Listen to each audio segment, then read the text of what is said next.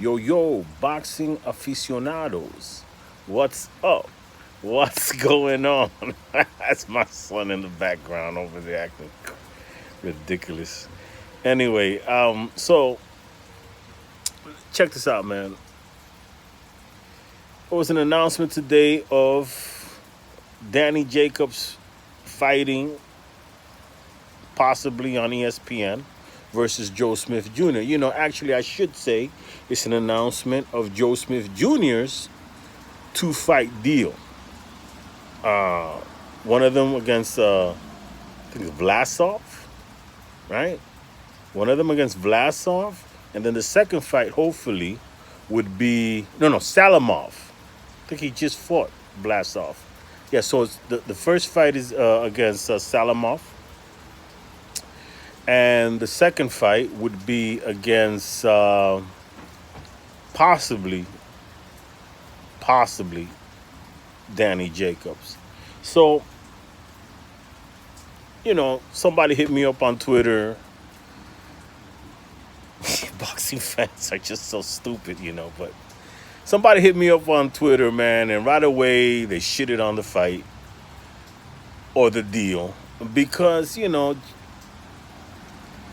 it seems to me like everything that Top Rank does, people want to shit on, So right away, they say, "Oh well, why don't they go right into a three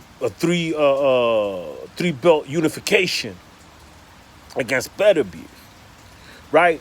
So, a lot of information gets put out there in the boxing world, and it seems to me like people just can't put the information together coherently to make it make sense, right? So if people just think back, just about a month ago, Eddie Hearn sent an offer, right? Or made a verbal offer to Joe Smith Jr.'s group, which is really Joe DeGuardia. Joe Smith Jr. He's co-promoted by Top Rank, but I believe that the deal, there's different types of co-promotion. There's the co-promotion that it's really the second party that's really in charge. So, for example, it's like you have a promoter, and this usually happens very early in the onset of the career, right? You have a promoter who has a fighter, is usually a very, very, very small promoter, and they need to get this talented fighter, get him paid. They believe in him, but they know they can only do but so much for them. So they basically turn over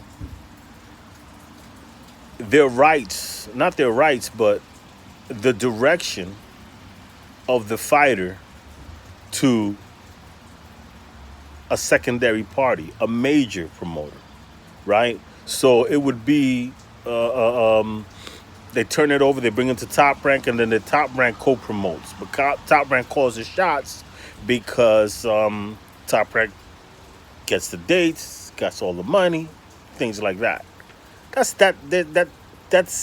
that type of situation.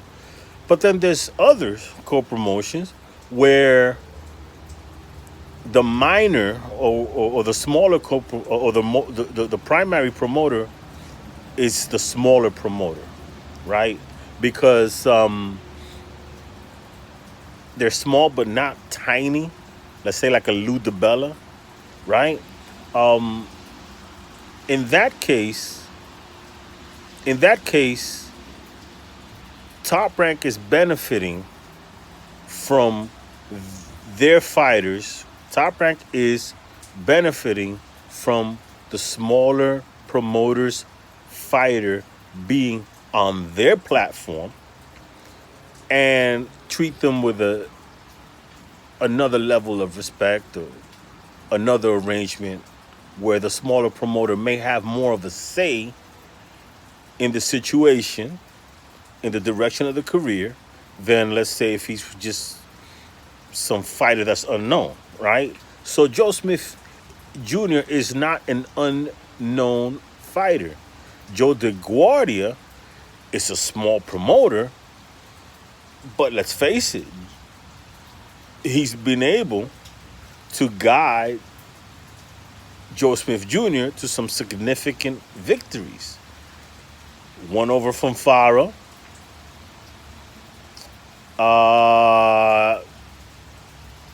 the one over Hopkins,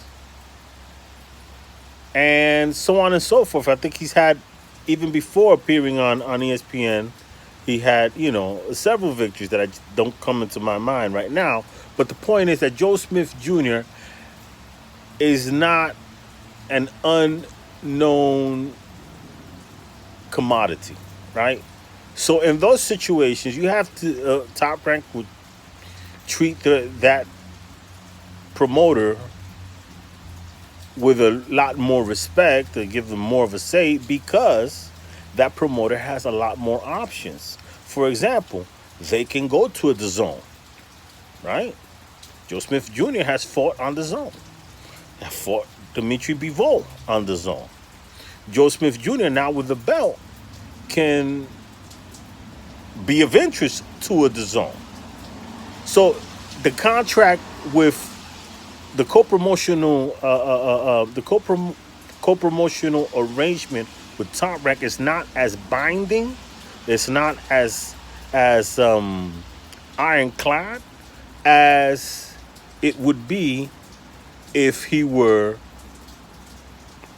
a fighter that's never been known, who the promoter needs to get their name out, and then Top Rank would take over the whole thing, right? So I say that to say this: the moment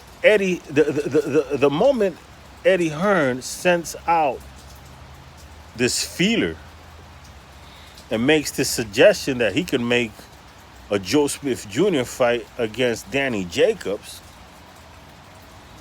right away that throws a wrench in Top Rank's plans to have Joe Smith Jr. go directly to a Beterbiev fight. And as we all know, the zone throws around money. They paid Michael the Weasel Garcia, because let's face it, he's too old to be Mikey at this point, right? So they paid Michael the Weasel Garcia $7 million, a reported $7 million, to fight Jesse Vargas.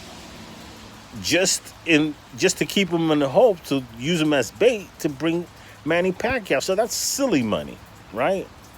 So how's Top Rank going to compete with keeping Joe Smith around?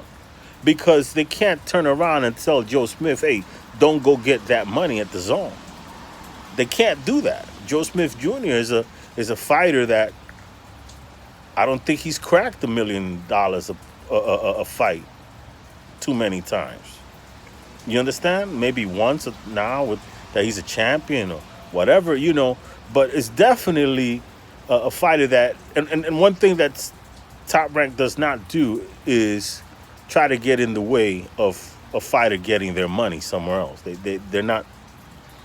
They won't. They're all for. If you get money, if you can get more money somewhere else, go do it. Just like when they tried to sign Maurice Hooker, they had the deal in place. Maurice Hooker was about to sign. Eddie Hearn steps in, gives him this offer, and Dan Duva had to call Bob Arum and tell him, listen, Eddie Hearn just gave us this offer. What was Bob Arum's answer to him? So listen, if he can give you that kind of money, go get it, right? So no hard feelings. This business is business, and a fighter's career is too short to play with their money. You dig? So taking it back to what Joe Smith Jr.'s situation is right now, is that Joe Smith Jr. gets this offer from Eddie Hearn to fight Danny Jacobs that, let's face it, it's a very winnable fight. Why wouldn't he take that fight instead of going straight to Beterbiev?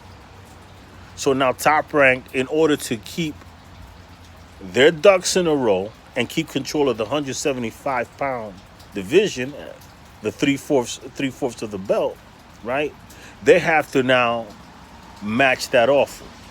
But they might not want to just pay Joe Smith Jr. as much as Eddie Hearn. So what do? They offer him more money for the lesser fight, which is the Salamov fight, and then add another fight to it. Now they got a 2-fight deal.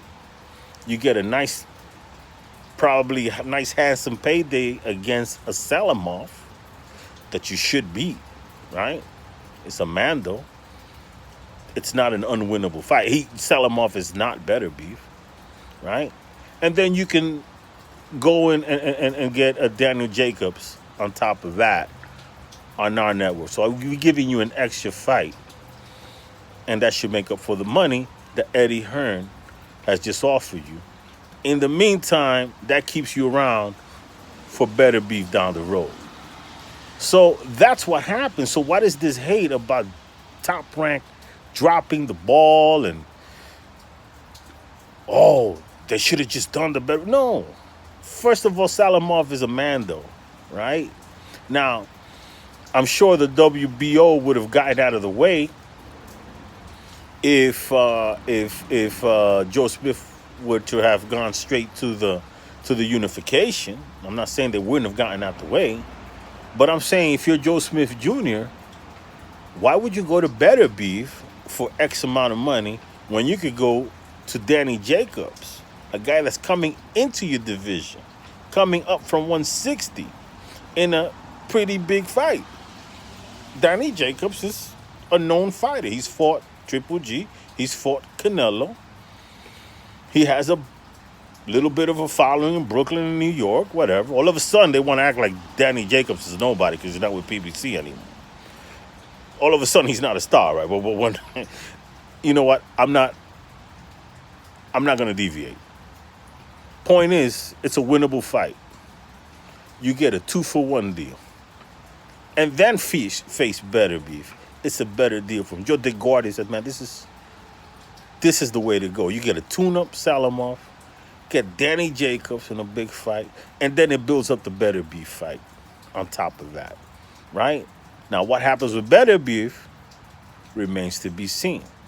Marcus Brown may want a shot at Beterbiev, but we never know with PBC fighters because they're content to fight for interim belts and regular belts, right? They're content to fight for second place ribbons. So we don't know if it's going to be Marcus Brown. But the point is, Beterbiev stays around.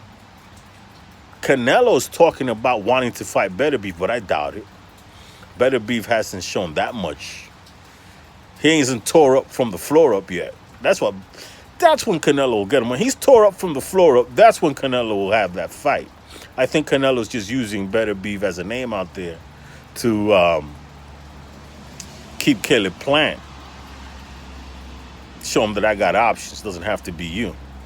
But he would have options anyway. He could just fight Triple G like everybody in the zone's been wanting him to. But that's neither here nor there. Point is, the hate for Top Rank is crazy. You heard? It is what it is. And it ain't what it ain't. Next level boxing talk, motherfuckers. Some of y'all may not be ready. I'm out.